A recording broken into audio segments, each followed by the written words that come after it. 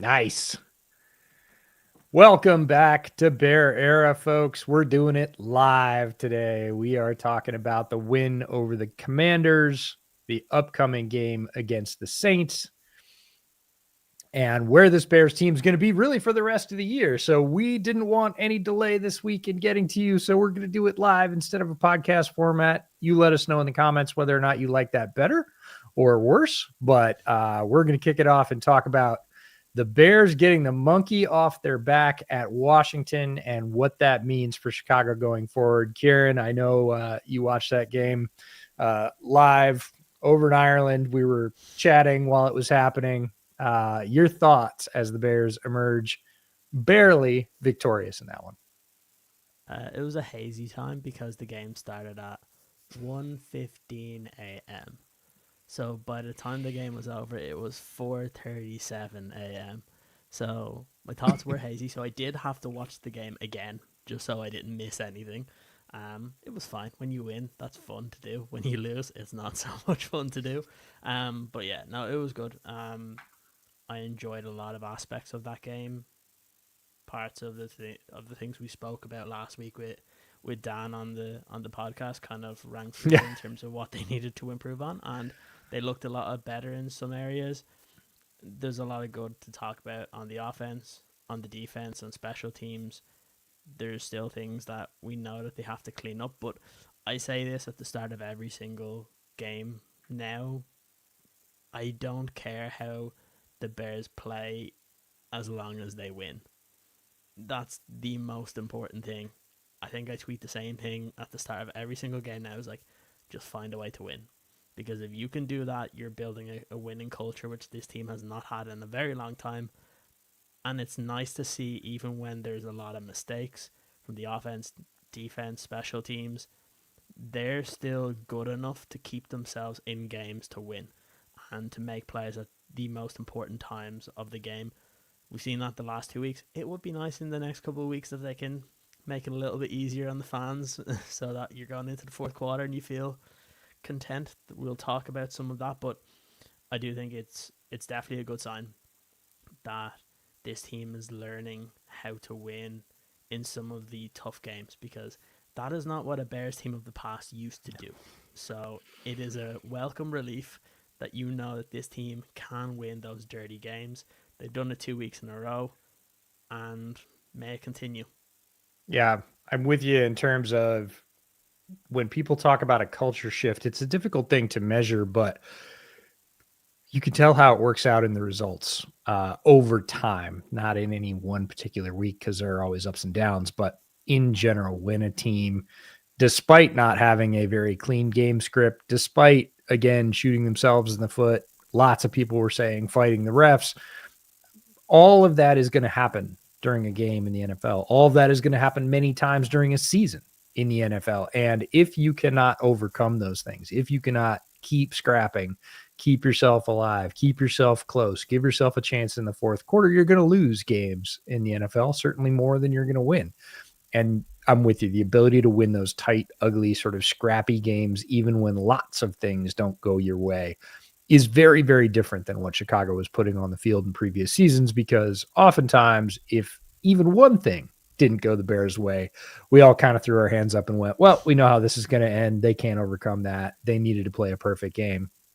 And we said this on Bootleg, I think, last week. The mark of a bad team is when one thing goes wrong, you know they're sunk. Like, that's it. They're not overcoming it. And the Bears are slowly earning their way back into the category of NFL teams that are dangerous right down to the last minute. And Ben said as much today in his press conference. Respect is earned, and it's through wins, and we're getting there. We're not going to convince anybody overnight. We don't expect anybody to really believe us after one or two of these. It is sustained and repeated resilience in the face of those things that makes a team good in the NFL. And the Bears are getting there, and that's fun because they certainly had plenty of chances to lose this game. Biggest things I was encouraged by, Theo Bennett at left tackle looked very, very solid. He looked better in the run game than Braxton Jones because Braxton, again, has been coming back from injury and hasn't really had the pop, the strength. It's never been the strong suit of his game in general. That's run blocking or power run blocking.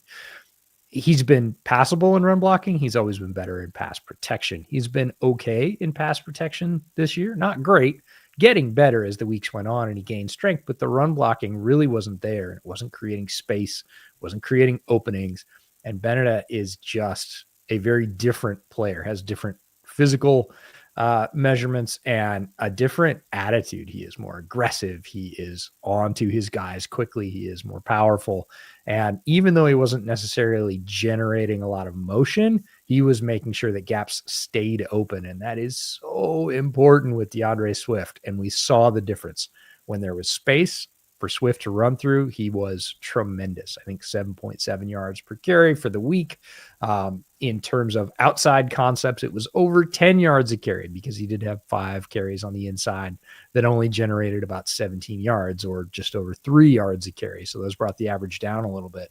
But when he got out in space to the left or to the right, because the majority of the yards came from the right behind Darnell Wright, that was this team leaning into what Darnell Wright does well and leaning away from what he's not good at, which is what we've been pounding the table for, I don't know, like a year and a half.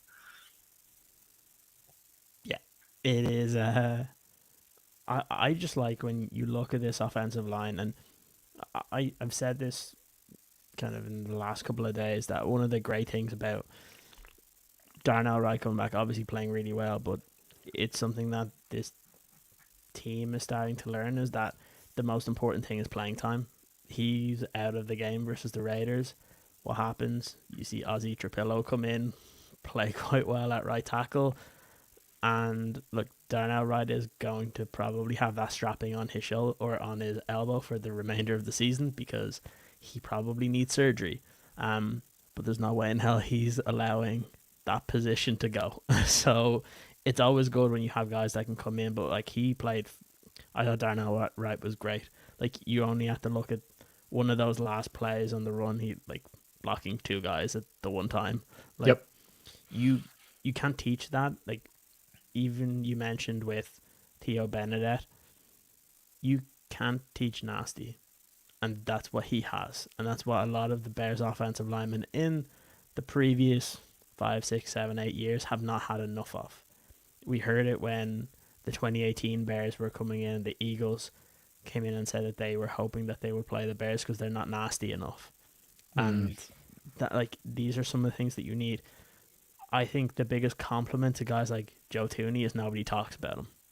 Like, he just has an excellent game every single week, and nobody cares because he's not making mistakes and he's looking really good. I think Drew Dahlman had a much better game blocking than he had the previous couple of weeks, which is normal because he is one of the new guys coming into this. They're all still learning these systems, and that's what makes this quite exciting, that we're talking about good performances on the offense and on the defense, and this is the infancy of these schemes being put into place and guys learning what they're supposed to do. Like, guys are still thinking out there of what they're supposed to do. Once you're in a system for a longer period of time, guys can just play freer because they know what they're supposed to do and it's like innate to them. Right now they're still thinking, so that can make them a step slower as well. But I think that they played really well. I read a quote yesterday that was, it was the first time in 30 years that the Bears, through, I think it was the first 5 games, have averaged over 21 points in offense. Yep. And they rank, I think it's 10th in the league right now, which is much better than 31st and 32nd, it seemed like, over the last couple of years. But again, just to see that, where this is still early in Ben Johnson, in his reign with the Bears, you're seeing it on those kind of rankings, which doesn't matter to too much extent, but where I think the context is important is they haven't even played that well overall in like a full game. But you see snippets of it where you're like, this can work, and when it does click, like when the running game can work and it allows the pass to work, when these two things come together and you have a game to where you're able to run on a team and you're able to pass on them, like, you're going to see this offense put up a lot of points in some of those games. And I want to see more of what we saw in the running game. I still don't think it changes anything we said about the running game last week just because Swift had over 100 yards. There was a lot of holes there, and you credit the offensive line. You credit him for being aggressive for when he had those chances. But again, a lot of the big runs was because there was space. And what have we always said? DeAndre Swift is a very good running back when he doesn't have to think. And he just has to, he's really good in the open space. And that's what he proved.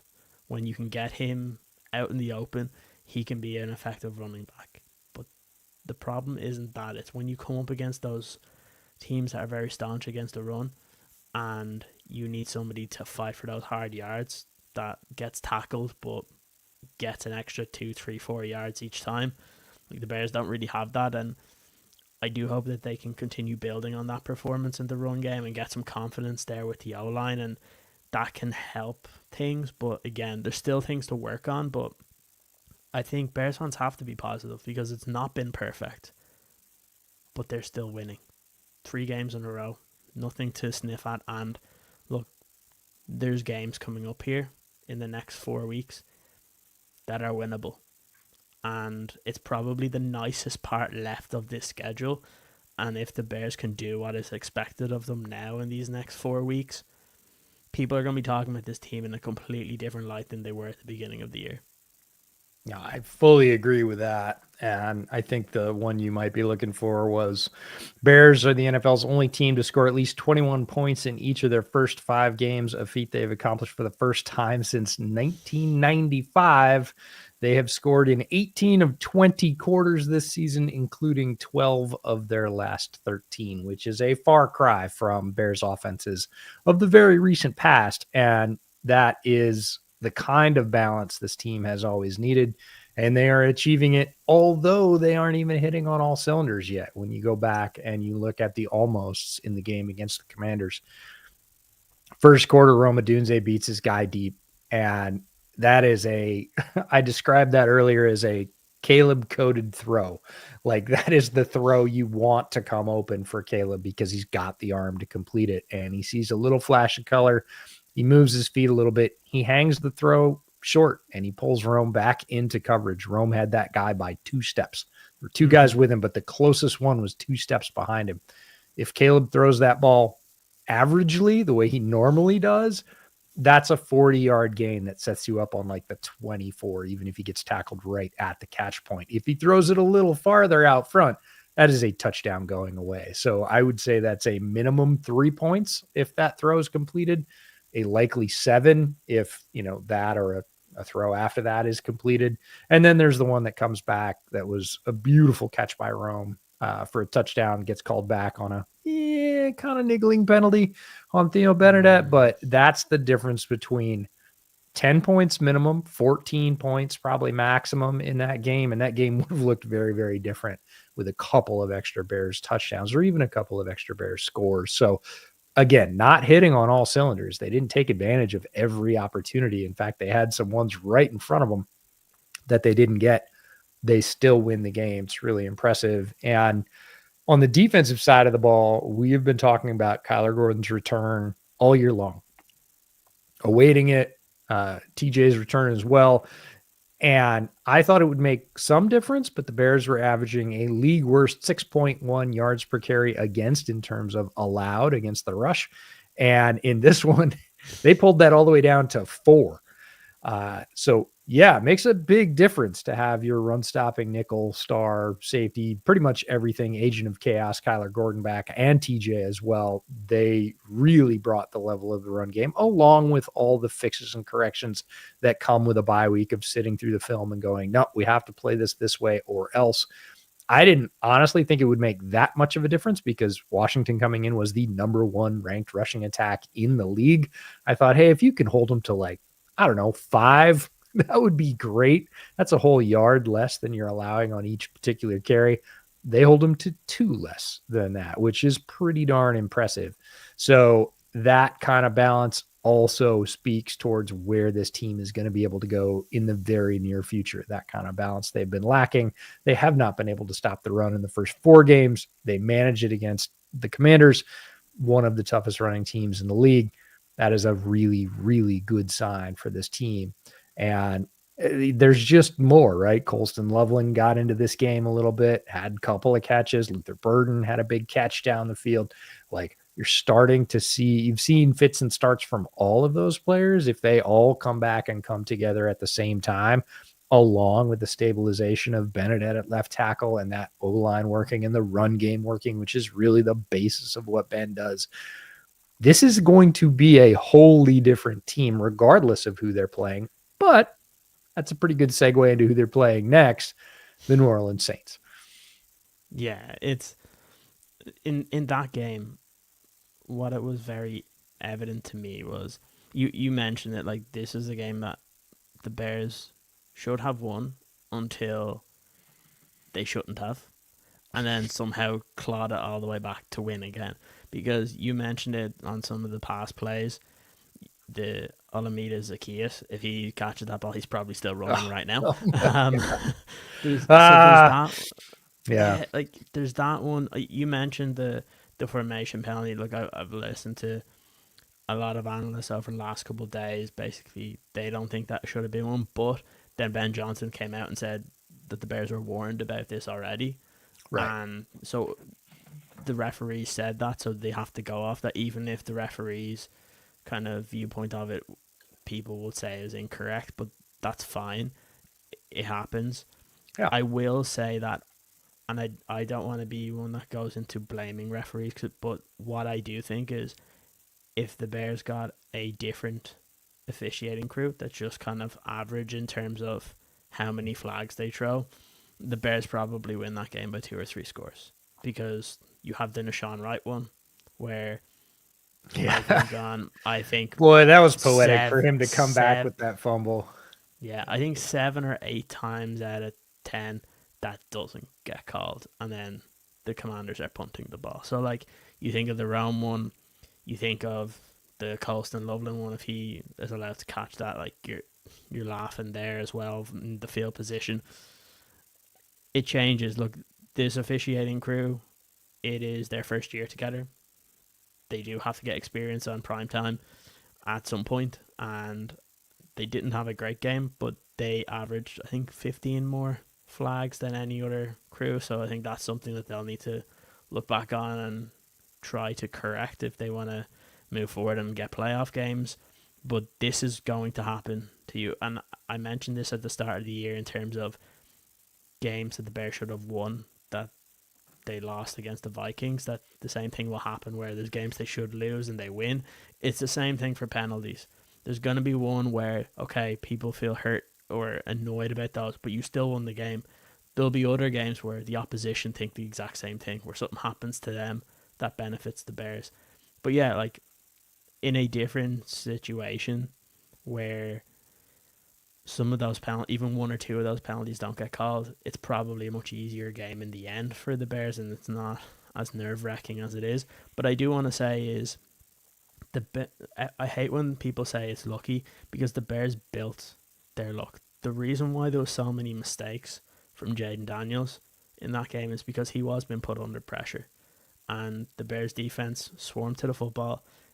Like, Jaden Daniels made a mistake in terms of his intercepted pass to Jaquan Brisker, but the fumble, while it's a dumb mistake to happen, I still have a sense of it's happening as well, because you know you have a specific amount of time to get that ball into the running back's hands, and when you watch it back, you can tell that he's rushing it. So he's rushing it because he wants to get it to his running back to get going, and that's what happens. But you credit the Bears, they had more pressure in this game. I think Montez Sweat played really well, despite not getting a sack. I think he played well. Obviously, Javon getting a sack and a half, and these are things that you want to look at moving forward, especially to this Saints game, because this defense is opportunistic. The Saints will give away the football. Spencer Rattler there will be a couple of throws in there that if the Bears are in those right positions, they'll be able to pick him off.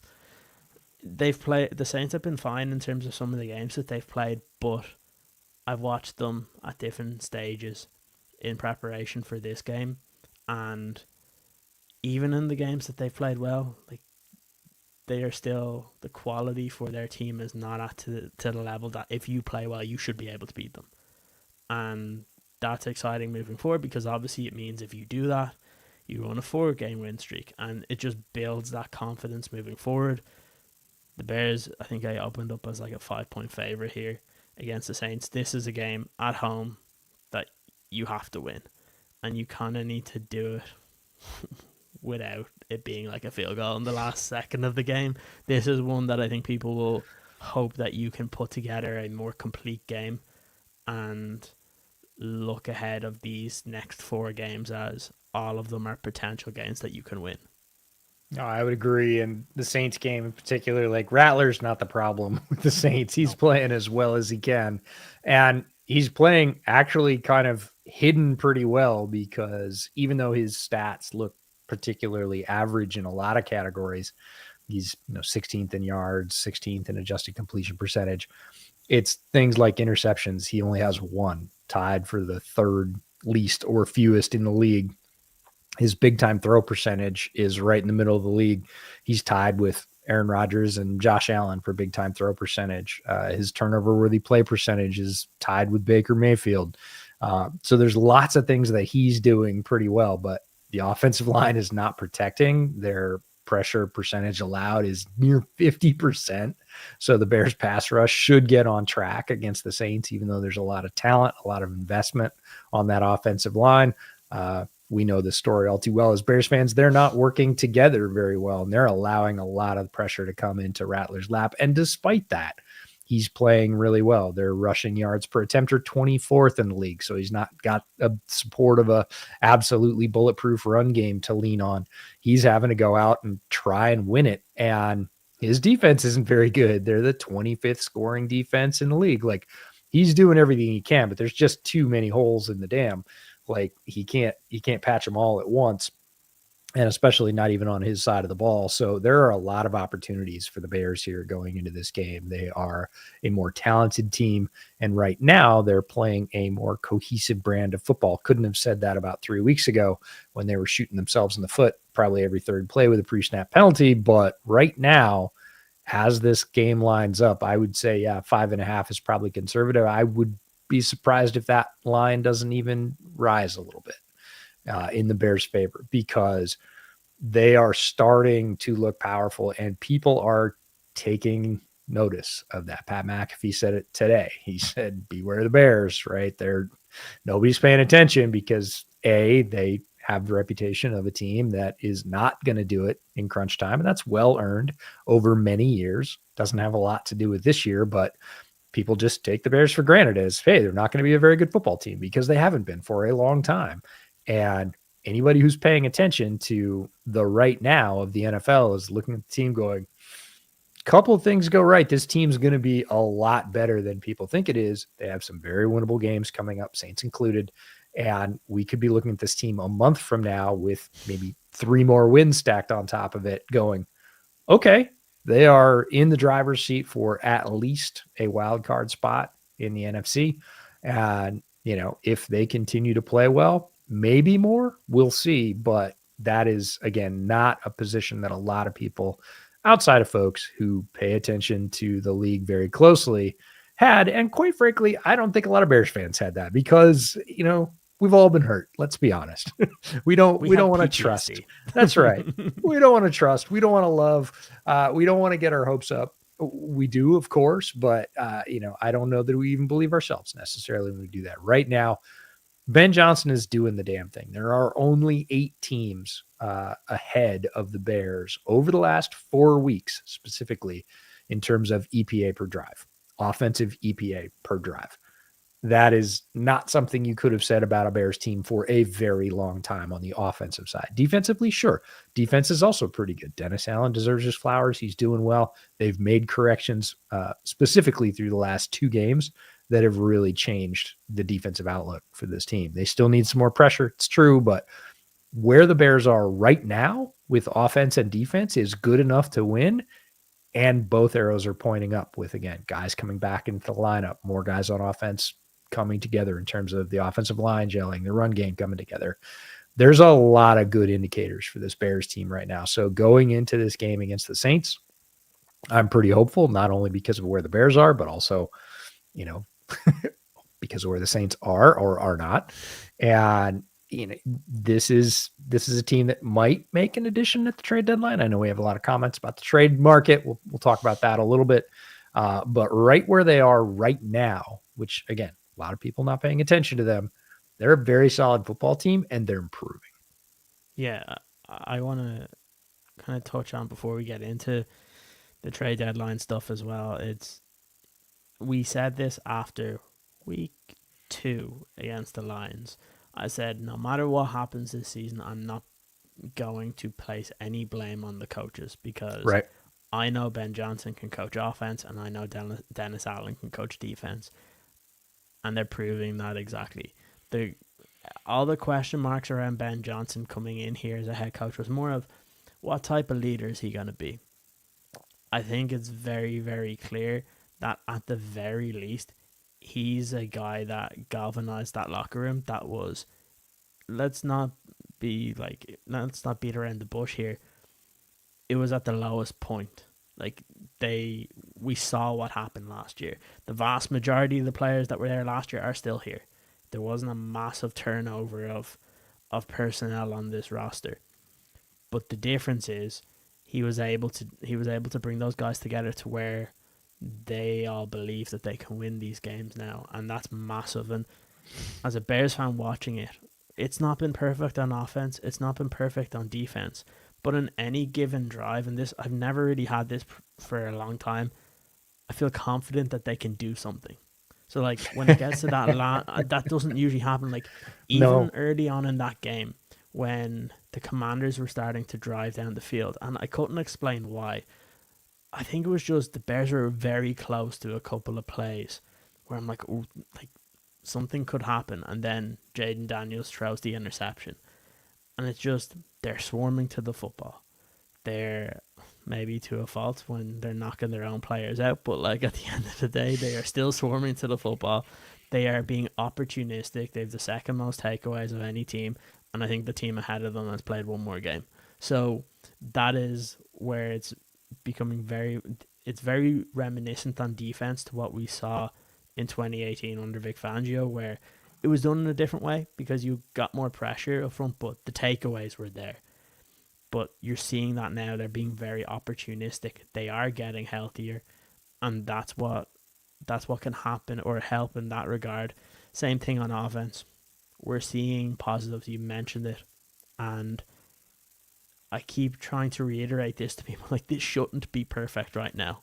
They're learning a new system. Like, I don't think people quite realize how difficult it is to, especially nowadays where you don't get the practice time. You just don't. So those first couple of weeks of the season, you're still kind of in that like training camp mode, trying to learn, especially when you have an offense and a defense trying to learn a new system. It's very, very difficult. So the fact that they went 0-2 and crawled back to being 3-2 here with this part of the schedule where, look, we have the New Orleans Saints, which the Bears need to kind of get that done and win that football game. You then play against a Baltimore Ravens team that, look, we are assuming, based on the reports, that Lamar Jackson will be back, Roquan Smith will be back. But that is still a 1-5 football team, and if Lamar's not fully healthy, they may not have a reason to rush him back for the game. You would expect he will play, but even if he does, and you mentioned this very early on in the season, that defense is so bad that you are going to be in that game regardless, because they're giving up so much points, they're giving up so much yards, and it's really making them dig a hole. So you just have to be kind of average on defense against a team like the Baltimore Ravens, and you give yourself a chance. Straight away after the Baltimore game, you have the Cincinnati Bengals. Again, they've lost Trey Hendrickson in recent weeks. I think they lost Gesicki yesterday, I believe. So he's going to be out of the Bears game. Obviously, there's still Jamar Chase and Flacco came back over there. But again, that should be a game that you should feel confident in winning that football game as well. And then you have the Giants at home, which is probably one of the more up and down teams. One week they look good, next week they look terrible. So if you are able to win those, and you're going into that second game against Minnesota in such a high point of the season to where Ben Johnson can treat the rest of those games. If you win 3 of the 4, or if you're Mm-hmm. lucky enough to win these 4, which you're gonna have an opportunity to do, he can make it. He can say to the team whether they need 4 more games or 3 more games to get to 10. He can be like, look, every single game now we're preparing as if it's a playoff game. Every single one. And you don't usually get an opportunity to do that at that point of the season. And especially for Bears fans watching this team, you don't really get to see that. And I think that's exciting, that if you can get to that point where you can rattle off a few wins here, they can treat the end of the season as if it's in the playoffs. And you can do that for a team because you know it's a bit of a gauntlet with pretty much every team that you play towards the end of the season could be a playoff team. So it can get the guys in the right state of mind that if they do end up doing that and can sneak away into a wild card, you've been playing so many tough games that you're already prepared for that part of the season. And look, they need to get the job done over the next 4 weeks. But if they do that, they put themselves in a really, really strong position to battle for a wild card, which at the start of the season, I think every Bears fan would have ripped their arm off to get to get into that position. So yeah, I'm excited moving forward with this because there's so many positives, despite it not being perfect at this moment. Yeah, and I think you really start that if you're the coaching staff literally this week.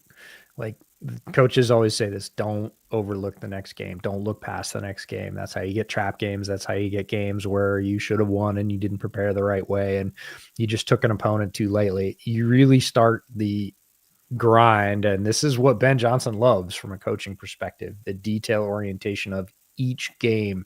How can we maximize? How can we set ourselves up in the best positions, create the best matchups, have the most favorable outcomes in terms of stacking the deck so that we can do what we want to do as the Chicago Bears? And it's training. You talked about sort of training that mindset for the players and in the locker room that every week you're going to be in a tight game. Every week you need to treat it like it's a playoff game, like it's a must win. Each week is a must win in its own little shell. And I really do think you start that sort of mentality. I know they've been trying it over the first 4 or 5 weeks, but there were bigger things to fix. And now it's really about, this is how we prepare. This is how we do this. And we treat each one as its own little microcosm, and we have to win it. And if we win that one, cool. Then we start the process again.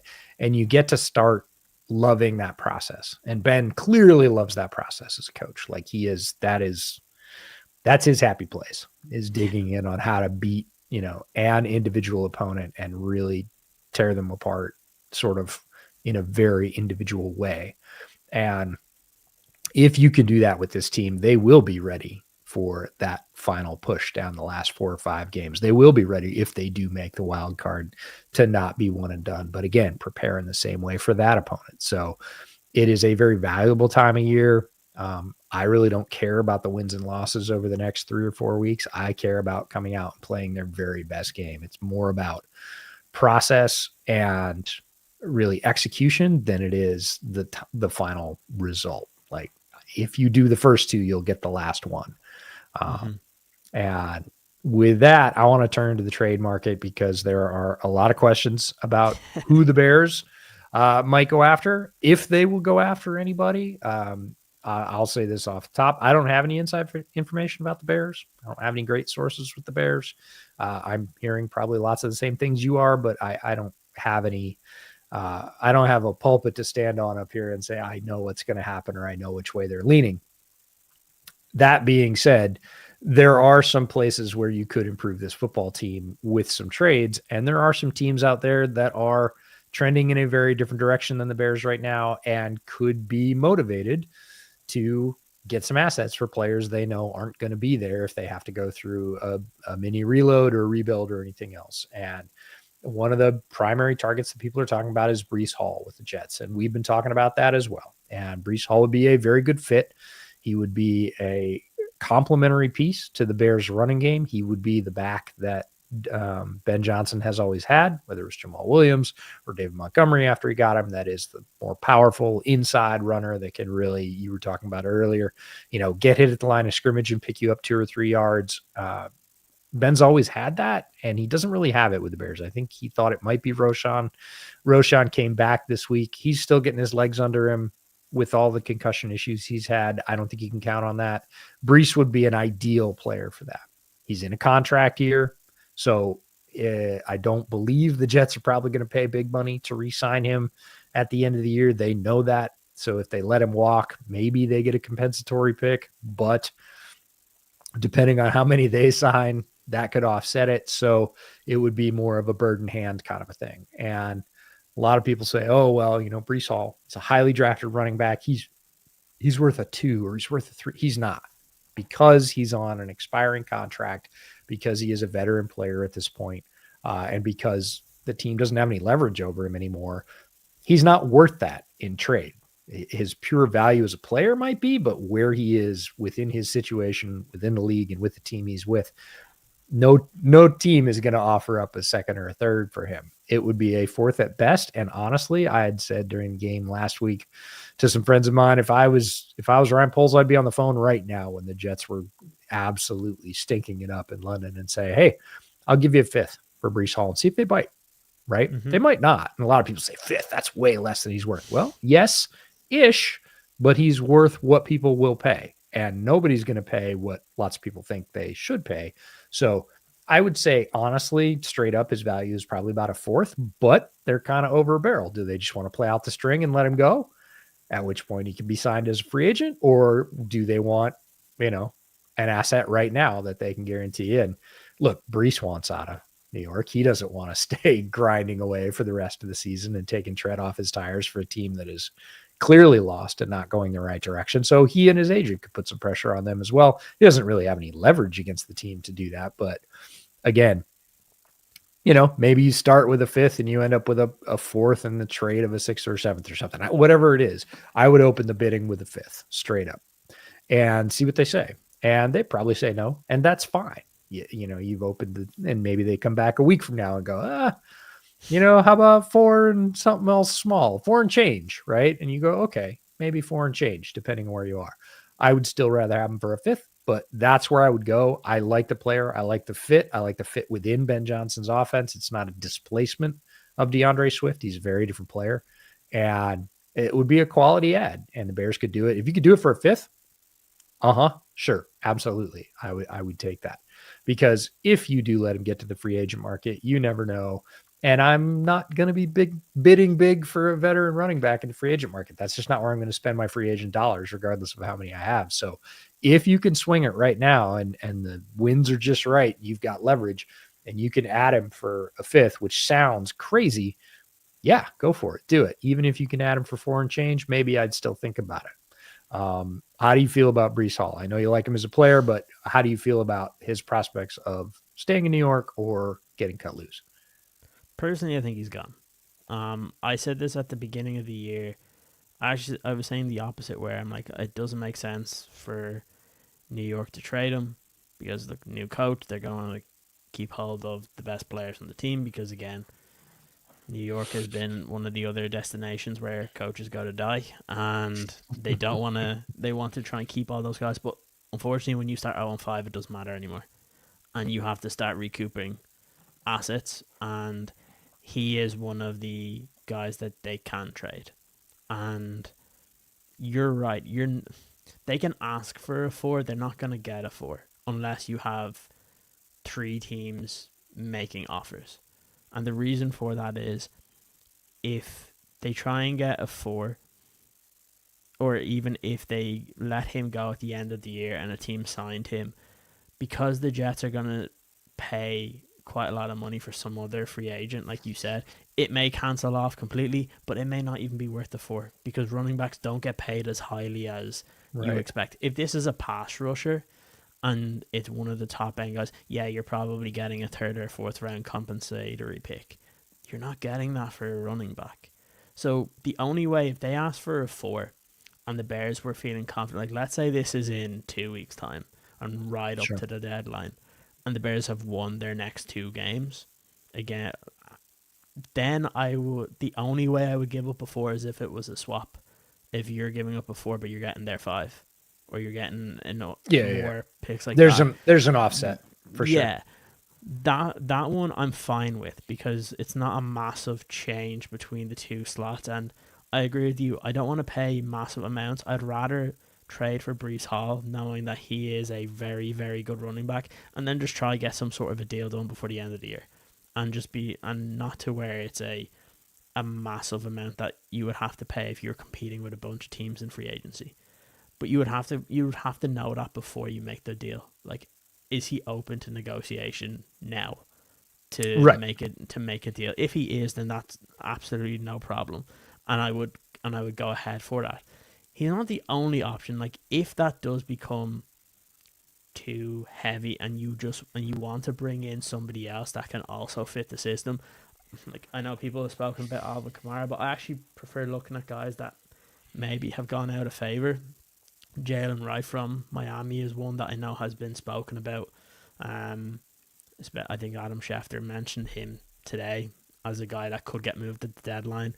He's kind of moved down with A-Chain playing unbelievable football, and then Ollie Gordon getting drafted as well there. So, but last year he ended his rookie season and played quite well, and that's a guy that you could add here where you could probably get him for a relatively small amount, but can still add quality. It's not going to be the same level of Breece Hall, but if you want to add more to the run game, you kind of have to look at things like that. If you can get somebody that a team is willing to let go of for a discount, and you think that they can help you now and help you win, and even if it isn't a guy that you were planning on keeping long term, if you have gone through a couple more wins and you're right up to the trade deadline, and you're like, well, we're in contention for a wild card just because of what our record is right now, like, I'm fine with them making that type of move. But I'm in agreement with you. I don't want to see them give up like high capital for a guy unless you're like, this is a stud, and you don't get many of them. Yeah, I was gonna say middle of the season. That's where not coming I'm loose. saying the difference is like, for example, if we talk about the Jets, and I don't know if it was in any of the comments, but like, let's just say they decide to let go of one of those edge rushers because they want to move on, and they want to try and build it again. Like, I don't mind it if it's that, and you can add somebody that is really going to impact what you can do on defense. But like, when it comes to the running back position, like, you can find guys, you just can't find guys in the middle of the season. That's the difference. So yeah, I would love it if Breece Hall became a Bear. I'd probably buy his jersey for a particular reason, not a reason because of Breece Hall, but because it has the right name on the back. You know, we understand, Ciaran. We get it.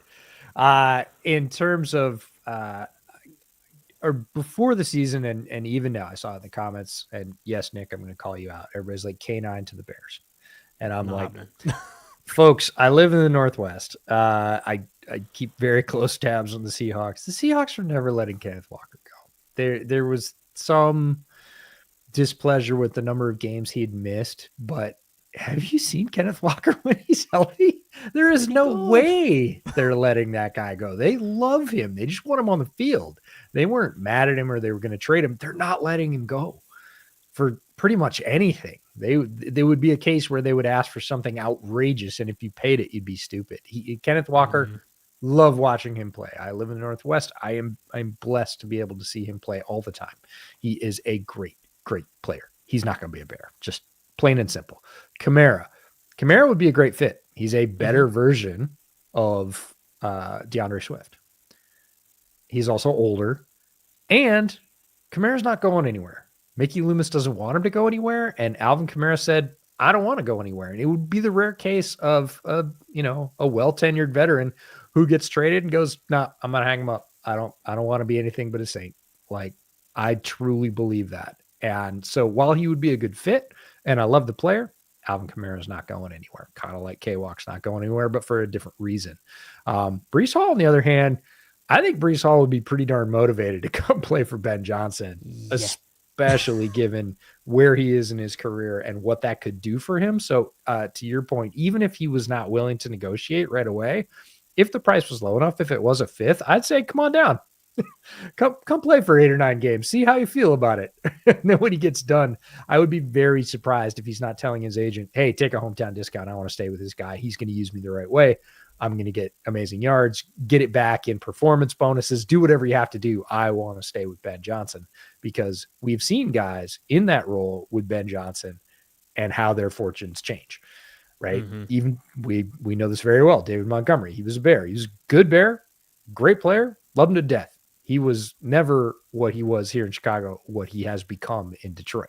And that is largely because of Ben Johnson. So don't think players aren't looking at that. Don't think players' agents aren't looking at that because they make more money too. Right. So Brees could not necessarily shoot his way out of New York, but like soft tissue injuries happen. And like, oh, hey, somebody's calling about me, say yes, because I would like to go and I might just tweak a hammy. Like it happens. And that is a possibility, whereas a lot of others aren't. You talked about pass rusher. Pass rusher, I would say, is ostensibly a bigger need than running back.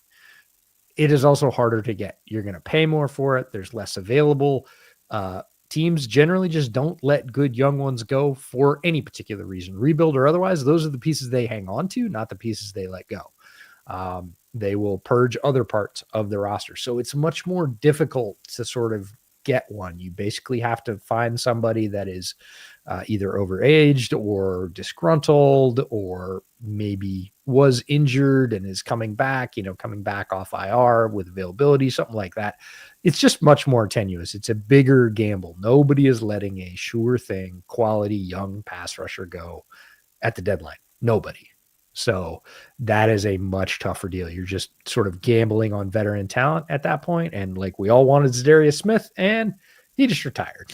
So it's not a sure thing. Pass rushers are kind of like left tackles. If you're out a left tackle, if you're saying the conundrum that, the Chargers are in, you're not getting one at the deadline. Like you can't get them in free agency. You're paying guys that are mid, $20-30 million a year. Like they're just not available. Pass rushers are the same way. Trench talent is incredibly hard to get. And it's, I would say, doubly hard to get in the middle of the season. Running backs, a little more fungible. You can find quality running backs. We're looking at guys like Ja'Cory Krosky-Barrett, who, was drafted way down the board. Like every year you see that. That is a very common occurrence. You don't see a ton of pass rushers that come out of the 6th or 7th and have 8 or 9 sacks a year. Like it's just not a thing. So it is a difficult position to fill. You need to draft and develop well to do it. And sort of hoping for a pass rusher to drop in your lap at the deadline is, sure, whatever helps you sleep at night, but it's probably not going to happen. So bigger need, tougher to fill, I would say. Yeah, my advice on this one would be just wait for the draft. Yeah, because that's the other thing is this year is loaded. Yeah. There's a lot of edge rushers for pretty much all of our draft coverage this year, like we were talking about. If you're talking about top 50 in the draft, which is a very difficult thing to set even right before the draft, and we're months and months and months away, early returns on, say, top 50, I would say there's probably ballpark 15, 16 edge rushers in the top 50. Yeah. Like there's a lot of edge talent coming out this year. So overpaying for it at the trade deadline, probably not worth it. Waiting and using one of your draft picks well for somebody that fits your system and that you really like, and you are going to have your choice because not that many are going to get picked by the time you pick. Even if you do end up going to the playoffs, there's still going to be a handful, 5-6 guys on the board at that point of top 50 players. And, if you're picking around 28 or 29, you're still going to find some value there. I would probably go that direction as well, just because, again, it's one of the 2 or 3 positions. It's like getting a super quality pass rusher, a left tackle, a good pass protecting left tackle, or like a shutdown man corner. Mm-hmm. You're not going to get them. You're occasionally going to get wide receivers who are just unhappy. There's a bunch of wide receivers, being talked about today Yeah. Sounded like Jalen Warren might move. Not surprising with where that Miami team's going. There were some other names thrown around in terms of Heard like you Olave can, today. yep, you can get receivers again. Olave is tough, and One that is Waddle I think was Waddle is expected tough as today well. was Yeah, Jacoby Myers was one where there were a lot yeah, of rumors, and then he didn't practice today, and it's that yeah. level of guy that's Right. getting That's moved. they're available. You can find them. Again, it's not perfect, but it's a lot easier to come up with than a left tackle, a pass rusher, or a top flight corner. It's not a thing. And then there are other teams that really need like, oh, I don't know, safety, and there's some of those available as well. But you got to look at those teams that are really starting to say, okay, we're done. Miami is one. Cleveland could very quickly become one. Stefanski looks like a lame duck at this point. The Jets, I know it's a new head coach, but they are bad. And again, don't have any, sort of immediate relief on the horizon. They're, injured rookie quarterback stud isn't coming back anytime. So it's not that kind of thing. And they're going to be looking to gain assets throughout this process. So, yeah. They're a weird team. I don't like. It's a very difficult spot because if you'd said, even to us, we did our summer preview series, like, how do you think the Jets are going to go? And we really liked Aaron Glenn as a choice as the head coach, and there's some good young talent there. And, we're glass half full sort of outfit. And we were like, I don't know, I could see it coming together. We didn't like the choice of Justin quarterback, but again, you can sometimes work around a mid quarterback. Let me tell you this, you cannot work around Justin Fields right now. Justin Fields had -10 net passing yards for the game. That is two things. Bad. It is the worst ever for a Jets team. Worst ever. Jets have been around a long time, since the 60s. Had a lot of bad quarterbacks. A lot of bad quarterbacking, and that's the worst ever. It is also the worst for any NFL team in 27 years. I would venture a guess that lots of people in the comments were not even here the last time that happened. And that is you cannot play around that. That is one half of the team not being functional at all because the guy that touches the ball every play is an absolute anchor. Like, it is so bad. He has regressed deeply, and that's tough as a guy that supported Justin Fields and was very excited when the Bears got a hold of him. Again, glass half full. I thought he would be able to overcome all the things that still currently plague him. They were the things on my scouting report. Takes too long to get through his progressions. Can dip his eyes and play hero ball too much. Like, is an amazing athlete, but I need him to do the little things well, right? We're 5-6 years in the league now, and it's the same. Like, he just, in fact, he's gotten worse. We've seen him play better football as a pro. We've seen better stretches in Chicago. We saw better stretches in Pittsburgh. With what he's doing right now in New York, you have to pivot to Tyrod Taylor. So enough about the Jets, because that is so depressing.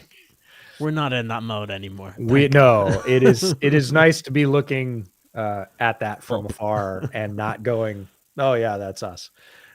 Jeffrey Simmons, interesting. Simmons to me is sort of a tale of two players, right? Again, a guy like Kamara, his whole identity is the Titans, right? He has been. I'm sure he wants to bring them back to prominence, but he's also calling bullshit on the whole operation for Tennessee. Like, he's calling out fellow players. He's calling out ownership and leadership. He was calling out the coach. Like, he's just kind of like, hey, I was here when it was better at certain points. I'm one of the longest tenured guys on the team, and this ain't it. There's a story that came out today that I saw that he literally like stopped practice.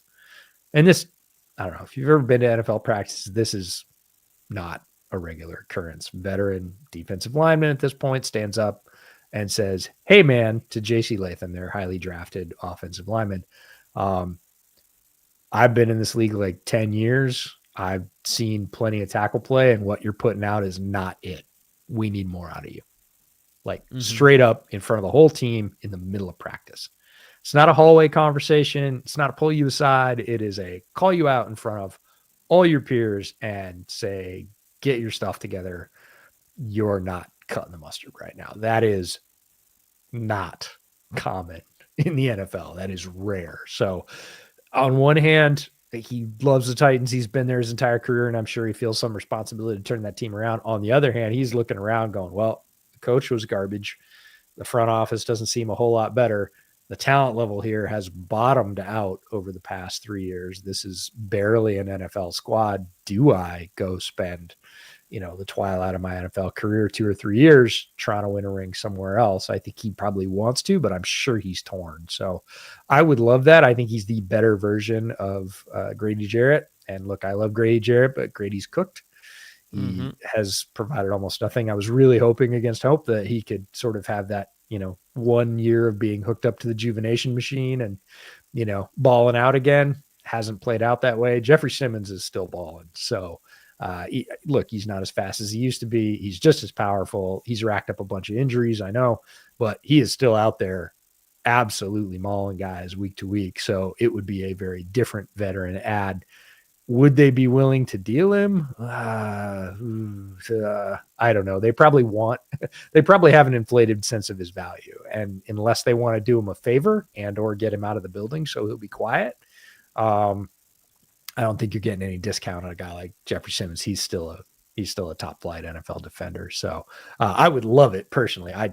Simmons' game has always resonated with me, but I don't know. Just a really complicated situation with everything going on for him in Tennessee. Yeah, I don't see that move happening. Yeah. On multiple fronts. I know Mike in the chat has spoken about DJ, and some people are saying DJ for Jeffrey Simmons. I don't think the Bears are trading DJ, and I don't think the Titans are trading Jeffrey Simmons. So yeah, I think so no, it's not happening. But that is the quality that the Bears need on their defensive line, because they need another guy. Yeah, they need to be able to put pressure on with 4, and right now they can't do that, and that's where you need one more piece there that can unlock it. Because if you really want to play the way Dennis Allen wants to play in defense, you need to be able to do that, and right now he's masking a lot of things by confusing the opposition. But when you start to see a team like you're going to see Green Bay like twice in 3 or 4 weeks, like if you can confuse them in the first time, they're going to know what to expect the second time around. And that's where they do need to bring that in. And that's why when we say this, in terms of defensive tackle and defensive end, they're two of the most important priorities when we do get to the off season. And it's not about just signing someone to a bunch of money, it's getting the right guy that's going to fit the system. So like if you are picking like 20th or 21st in the draft, if there's 2 or 3 edge rushers or defensive tackles, find the guy that can help you the most in getting pressure with 4. If you can do that, you're going to see the defense play so much better. And I this is why I always say I think at the trade deadline, the best that the Bears can hope for, or Bears fans can hope for, is a trade for a running back, because those are more achievable than anywhere else. Because look, we also have to remember the Bears aren't flushed with cap space right now. They have like about $8 million. So like if they do bring somebody in, like somebody else would have to go if it's a high salary. So that's why I think running back is a possibility. If I had to put the probability on even a move happening, I think you're probably looking like they're going to stand pat and they're just going to keep the team that they have and make their moves in the off season. If a good situation comes up where they can take advantage of something, would I want them to do it? Absolutely. Do I think that they will? I'm not confident in that. Yeah, it isn't a slam dunk. There are some teams out there right now that are in pure ad mode and they're being very aggressive about it. And, that's just because different teams are in different places, cap space, development wise, life cycle of, their quarterback contract, any number of things. So the Bears, I would put the needle pretty low that any move is really going to happen. A sort of priority marquee move, I would put that even lower. And, uh, a move that maybe a lot of us would like to see in terms of a priority position, sure, but I just don't think it's available within the constraints of what the league is willing to let go and what the Bears, again, have to spend or devote to it. Question about trading DJ. You said you don't think they're going to trade him. I don't think they're going to trade him either. Would I be okay with it? That's a different question. Yeah, I'd be okay with it. And I think it's because the Bears have prepared themselves with weapons. I would rather have more than less. But if somebody was willing to give up something for DJ, again, it's not going to be a second rounder. It's probably not going to be a third rounder. It might not even be a fourth rounder. And a lot of people say, well, he's worth more than that. Well, he is to the Bears. But in terms of the trade market, it's a different thing. He's worth what somebody will pay. Would I be okay with it? Yeah, only because they went out and drafted Loveland and Burden and Zacchaeus, outside of the uncharacteristic drop, has been really good this year. One of their best receivers. So they have weapons. It's not like they would be hamstringing themselves to lower offensive production. I really like how they've been using DJ to get him into the backfield, get him touches, use that athleticism, use the frame, keep him involved.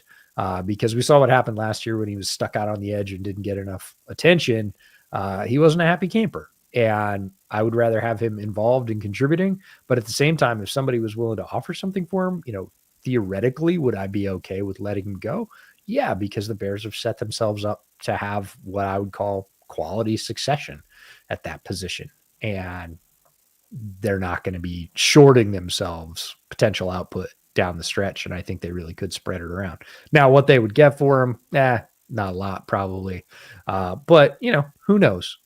Some random trade scenarios do come up. Would I be okay with it? Yeah. And they would also clear quite a bit of salary because the new team would have to take on the salary. So that would be attractive. But again, do I think it's likely? No. And I'm okay with that too, because DJ is a very useful and versatile piece. And they have been using him as such, maybe more so than any of the rest of his time in Chicago. And that's okay. That's okay too. Like, I don't need him moved, but if somebody was going to pay or say they would pay, I would listen. Yeah, I won't be surprised if it got revisited in the off season, especially because we know what happens to free agency, where top guys don't make it to free agency, and then you have teams like the Giants, like, you never know, they could get bad information on neighbors in terms of that injury is going to take much longer than they expect. Sure. And they may get a little bit desperate there, where it's not the strongest receiver draft the following year would be. But it's one of those where you could potentially take advantage there. And look, I agree with what you're saying, because I think Rome is their out and out number one. Yep. And that's where this situation has changed. Because before DJ was the number one, now it's clear it's Rome.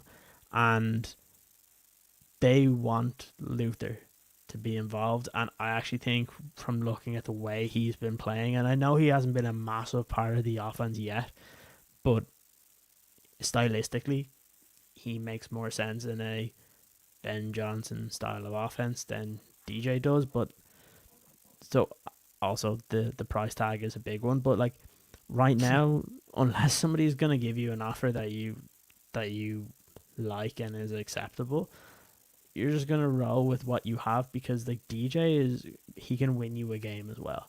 Like, they have such a mix of guys, and that's the good thing. Like, I could see them, if they did move DJ in the off season, where they could just go, well, Rome's our number one, we have Zacchaeus and Luther, we have Colston there, and we'll draft a guy in the third round, and we'll draft somebody else later on, and we're just going to pick guys that are going to be system fits, because they don't need to be the number one and number two guy, because we've drafted those guys already. We used a first round pick on Rome. We've used a second round pick on Luther.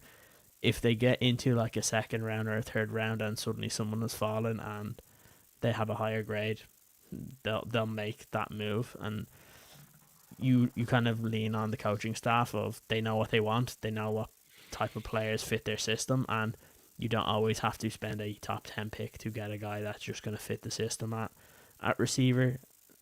I feel fairly confident in them being able to identify guys that can do that. So I wouldn't be surprised after the year. I would be quite surprised if a move happened in the next few weeks. So I think that's why I think it's probably just going to be the same. My logical brain says it's going to be the same, but then again, the last time the Bears were winning games coming to a trade deadline, they moved for Montez Sweat. So Ryan Poles is the X factor here. You don't know what he's thinking. He may see these next couple of games as the Bears win them and be like, we need to put our chips in and we need to start getting guys that are going to help us win now. I would be a little bit opposed to that if you're giving up too much draft capital. I hope that that is not going to happen if you're going to get somebody in. Like you said, if it's Brees Hall and you can get him for a fifth or a pick swap where you're giving up a fourth, perfectly fine because the quality is there and it's not a high price. But if you're trying to spend a second round or a third round pick on like an edge rusher or a corner just to get through this season, like I don't think that's a good idea because the goal is much further than just this season.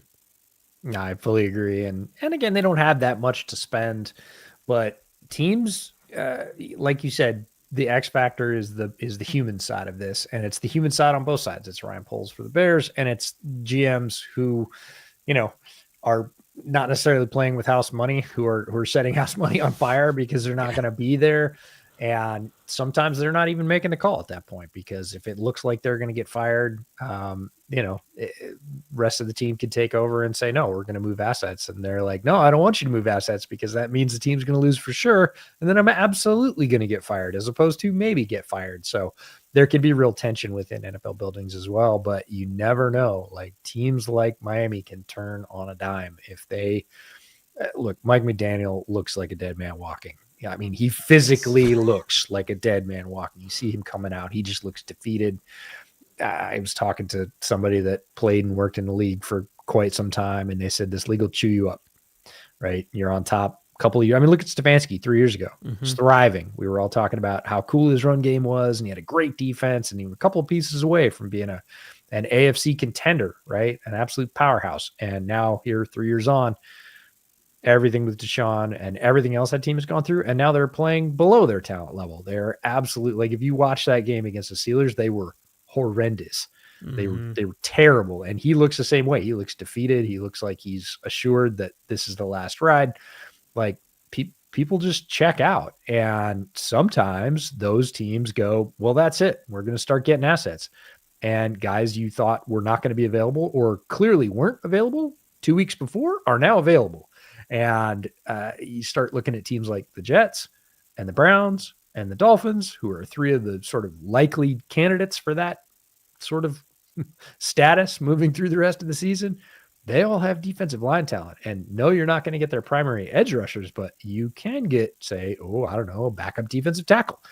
That would be really nice. And those are opportunities to kind of play between the lines in the NFL. And you're not going to pay a premium pick for those players, and they might only be rotational, but they could be good. They could be young. They might fit better with Dennis Allen's system. They could be developed. Like there are opportunities to kind of upscale your team here. They're just not the sort of marquee opportunities, right? So it'll be really interesting to see how the Bears approach it. I'm with you. My logical brain says roster's pretty well set. They're going to ride with what they got. And unless something really, really tantalizing comes up that maybe we all don't see or expect, I would expect no major changes here. Could they do it? Sure. Teams, I've learned NFL teams can always generate money if they want to. You can do void years, you can push stuff down the road. Like if somebody came to you and said, I have an opportunity that, you didn't think was going to be here, something wild, right? The Jets flip completely and say, we're going to burn it all down after 1 year. Glenn's going to be one and done, which would be incredibly expensive for them. We're moving people. Are you interested in Quinnen Williams? And yeah, you have to pay his contract. Yes. And, well, sure. You start going, let me get my bookkeeper. Hang on. Let me, I'll move stuff for a guy like that. Unlikely. 100%. Does it happen? It happens. If they decide they want to move Will McDonald or Jermaine Johnson, I would also be in conversation too. I would take Clemens, any of those guys. Like Michael Clemens is a DA coded defensive end, big, heavy-handed, long, strong, edge setting, has some burst. Like he is so Dennis Allen, it hurts. Are they letting him go? I don't think so.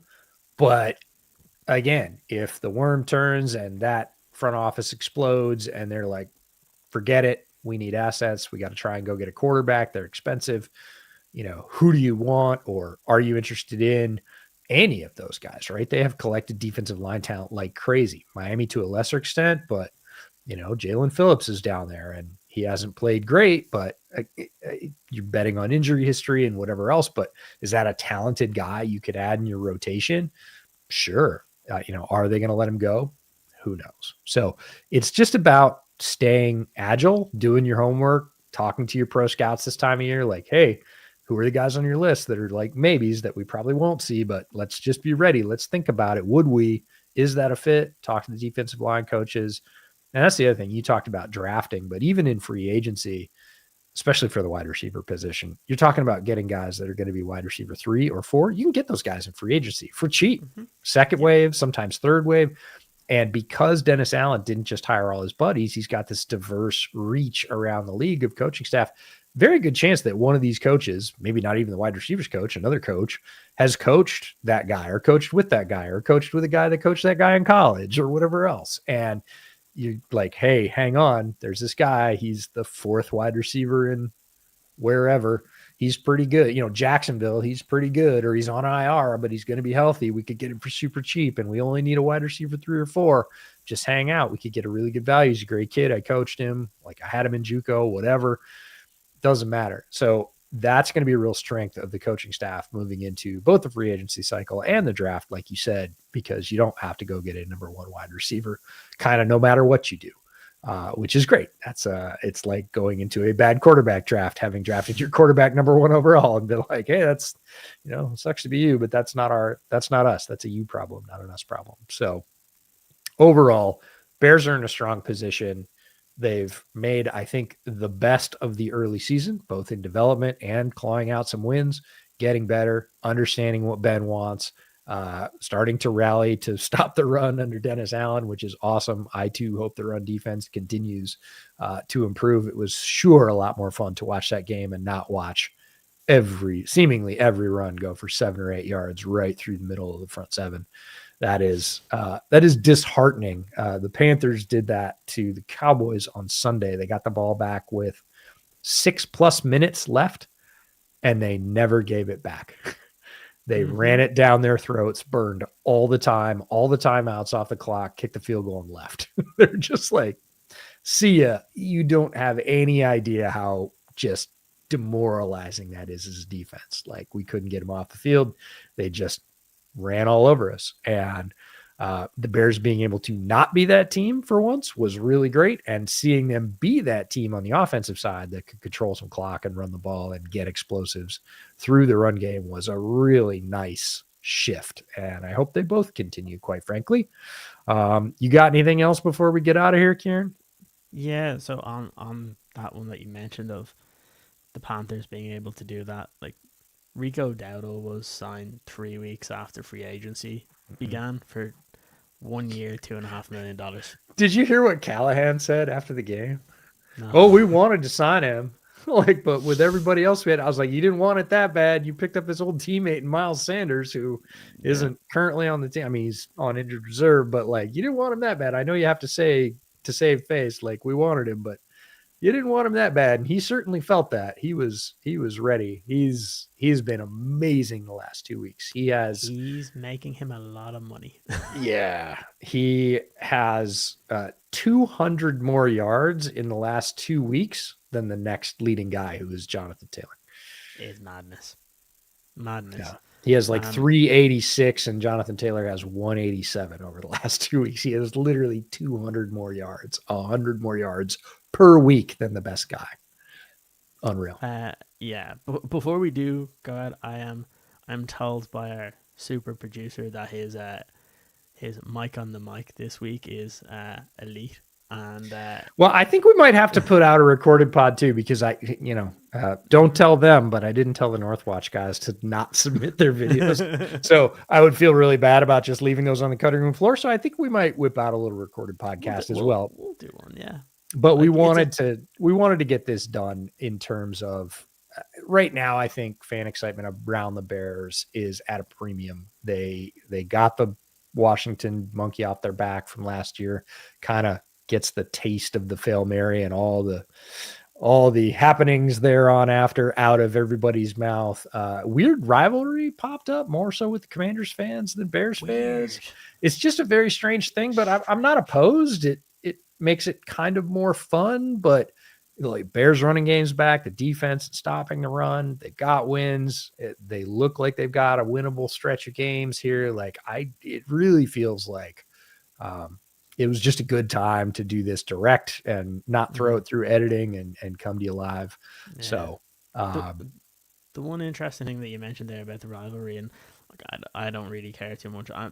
I've always said this, that it stems from the 2024 draft class where obviously both teams take a quarterback, but I think we mentioned this last year, and I was like, I just think that for the most part, the teams that took quarterbacks that year are going to be happy with their guys.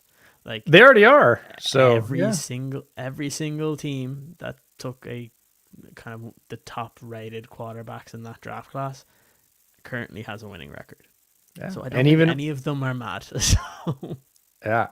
And even Rattler. So, Paul, I see you in the comments. You say no live Q&A. Sad. I've kind of been doing Q&A. I've kind of been pulling out comments and answering them as we go. We don't have a ton more time today, but because we have the ability to go live and we've tested it, we're going to do it more often because it does give us a different format to come to you and get your questions answered. And remember, you can always submit your fan question of the week. We answer one of those every single week. And if you get picked, you get a sticker, which is pretty cool because we got new stickers. And we're just going to have more stuff like this. I have a feeling there's some TikTok stuff in the works before games. So you're going to check that out? Yeah, there's going to be a lot, myself and Mike especially, either before games or after games. We'll do like quick 15-minute kind of live TikToks, and we'll probably post them onto the YouTube channel as well. So you guys, if you do not have TikTok, you can still watch those when they do get posted onto YouTube. And again, it'll just be our reactions to the games before we do these kind of in-depth podcasts during the week, because obviously yourself and myself, we take time the next few days afterwards to really dissect what the Bears have done rather than just that raw emotion. But that's also a fun time to do. And obviously with trade deadline coming, if a move does happen, we'll do that too, but also we'll react to it on the channel here. So there's a lot more content coming, but we do want your guys' opinions on things, what you want from us here. Make sure that you do put your comments on all the podcasts. We do read them all, and we try and get back to as many of them as possible. And if there's things you guys want to see, if there's people you want to have on the podcast that you would like to listen to and you'd like to hear myself and EJ talk to about the Bears and about the NFL in general, do put them in the videos, because we do look at the comments and we do try and incorporate some of those ideas that you guys do have into the content that we plan. So we really appreciate all of those. We really love the community that we're building here, and there's only more to come. More good stuff. Yeah, it's like 7-Eleven, too much good stuff. Maybe. Let's see if we get there. But yeah, we've got some merch coming on the way. A little teaser for that as well. So just more and more stuff throughout. But we've had a really fun first. We're just about at a year now, because we started fifth game, right? Last year, our fifth game was a first game of Bear Era. We missed the first month. Panthers game. Yes, it was the game before the game. Yeah. So I hear Brett Coleman's a cool guy. I don't know, overrated. No, who's that? Yeah, no, he'd come on Bear Era. He would do it for sure. Yeah. So we'll maybe see. We'll do it at the end of the season and get his overall opinion on our favorite team. Or just wait till he absolutely has a corker of opinion about the Bears. Yeah, that's always a good time. Just let him come on and unwind. But we'll just poke the bear a little bit. Oh, it's not hard. Let me tell you, I do it every week. I'm well practiced in the art.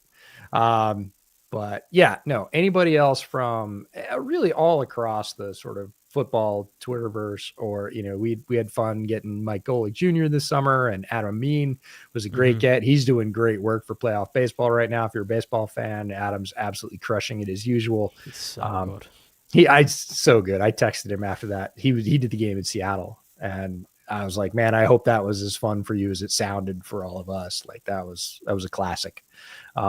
So yeah, we try and get the best possible guests, but we're always open to suggestions. If you've got folks you want to see, we had fun with Dan and Cody sort of doing, offense and defense in successive weeks, really digging in and sort of pulling the hood up a little bit and seeing what all the changes have meant over the first month of the season. So that was fun. But yeah, let us know the type of content. Let us know who you want to have on, sort of when and where. We're flexible in that, and we want to be bringing you the content that really helps you enjoy being a Bears fan more, because it's a good time to be a Bears fan right now, and strike while the iron's hot. So with that in mind, we are going to head out of here, but we will try and put together a short recorded pod this week as well, so we can get Mike on the mic and not use that. We can't leave that on the cutting room floor. That's impossible.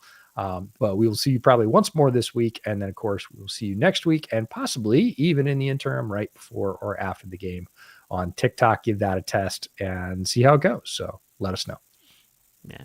Thanks so much for all your comments, and we'll see you guys next time.